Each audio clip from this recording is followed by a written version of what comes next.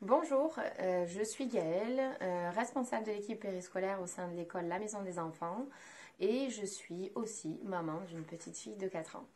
Je viens vous parler aujourd'hui de différentes situations qu'on peut avoir et vivre au quotidien et vous apporter quelques clés pour vous aider. Aujourd'hui, je voulais vous parler de ce qu'on peut appeler l'absence d'attention de la part de nos enfants. Quand vous leur proposez, vous leur dites de ne pas aller à un endroit, de ne pas monter sur une chaise ou de ne pas prendre tel objet parce que vous estimez, on estime qu'il va y avoir un danger et qu'ils ne seront pas en sécurité. Sauf que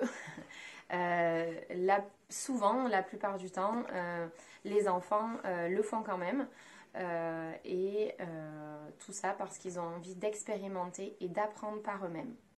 Sachez tout d'abord qu'ils ne le font pas pour vous embêter, pour nous embêter. Ils ne le font pas par provocation ou le fait de penser que ce qu'on raconte, c'est pas juste ou qu'ils savent mieux que nous. Non, c'est juste parce que c'est dans leurs besoins et dans leur envie du moment d'expérimenter des choses. Qu'est-ce qu'on pourrait faire ou qu'est-ce qu'on pourrait dire pour transformer ce moment en quelque chose de un moment d'apprentissage et un moment d'apprentissage durable. L'action est faite, l'acte est fait, l'enfant est tombé ou il s'est passé ce qu'on avait prévu. La première des choses que j'ai envie de vous proposer pour l'avoir expérimenté, c'est que prendre du recul sur le fait que c'est fait. Donc il faut passer à autre chose dans le sens où déjà on va prendre soin de notre enfant parce qu'on aura vu si il s'est passé quelque chose de grave ou pas et lui demander comment il va. Parce que du coup, peut-être qu'il a eu peur, peut-être qu'il a été choqué et peut-être qu'il s'est fait mal. Donc ça, c'est une des premières choses qu'il va falloir faire. Du coup, lui dire et lui montrer qu'on comprend qu'il doit avoir mal ou qu'il a eu peur et que c'était en ce sens qu'on a voulu le prévenir et qu'on comprend qu'il a voulu le tester parce que ça donne envie. Et il aura au moins pu voir nous faire confiance peut-être sur les prochaines fois où on va le prévenir. Il va voir qu'il y a des choses qu'il sait et des choses qu'il ne sait pas. Et ça créera aussi un nouveau lien de confiance qui n'était pas encore parce que c'était pas le moment.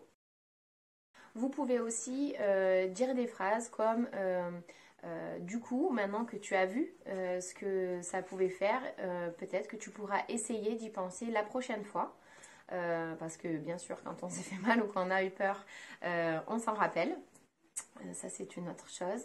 Et une dernière chose qui aussi crée du lien et de la confiance et va vous permettre en tout cas, c'est ce qui me permet de développer mon rôle de parent dans la bienveillance pour moi et pour mon enfant, c'est de lui dire qu'on est là pour les aider et de lui proposer de l'aide, de lui dire la prochaine fois, si tu as envie de faire quelque chose, peut-être tu pourrais venir me demander de l'aide ou je pourrais te montrer comment on utilise ces objets ou ce lieu ou qu'est-ce qu'on pourrait aussi mettre en place pour que tu puisses accéder à ce dont tu as envie.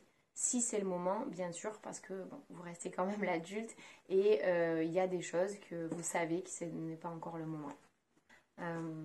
J'espère avoir pu vous éclairer à nouveau et sur ces situations du quotidien et je vous dis à bientôt.